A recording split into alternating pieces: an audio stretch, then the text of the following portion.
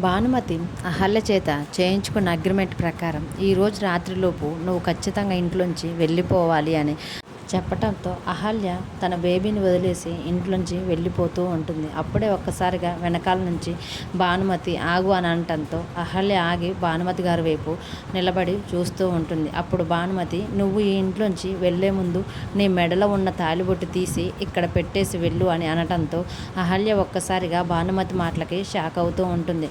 తర్వాత భానుమతి, ఏంటే అలా చూస్తున్నావు, తొందరగా నీ తాళి తీసి ఇక్కడ పెట్టేసి వెళ్ళు అని చెప్తున్నాను కానీ భానుమతి అహల్యతోటి అంటూ ఉంటుంటే అప్పుడు అహల్య మాత్రం తాలిబొట్టు తీసి ఎందుకు ఇవ్వాలి అండి అని అడుగుతూ ఉంటుంది. అప్పుడు భానుమతి, ఈ విధి నీ మెడలో ఉన్నంతకాలం మా కుటుంబానికి ఎప్పుడు కూడా ప్రమాదమేనే, అందుకే ఈ తాలిబొట్టు నీ మెడలో ఉండకూడదు, ఇక్కడ టేబుల్ మీద పెట్టేసి వెళ్ళు అని భానుమతి గట్టిగా అనటంతో అహల్య ఏం చేయాలో తోచక అలాగే నిలబడి చూస్తూ ఉంటుంది. ఏంటే, నీ అంతటి నువ్వు నీ తాలిబొట్టుని తీసి నాకు ఇస్తావా, లేకపోతే బలవంతంగా నేనే నీ తాలిబొట్టుని లాక్కోమంటావా అని అహల్య మెడలో ఉన్న తాలిబొట్టుని బలవంతంగా భానుమతి పట్టి గుంజే ప్రయత్నం చేస్తూ ఉంటుంది. అలా భానుమతి చేస్తూ ఉండటంతో అహల్య ఒక్కసారిగా భానుమతి చేసే పనికి షాక్ అవుతూ ఉంటుంది.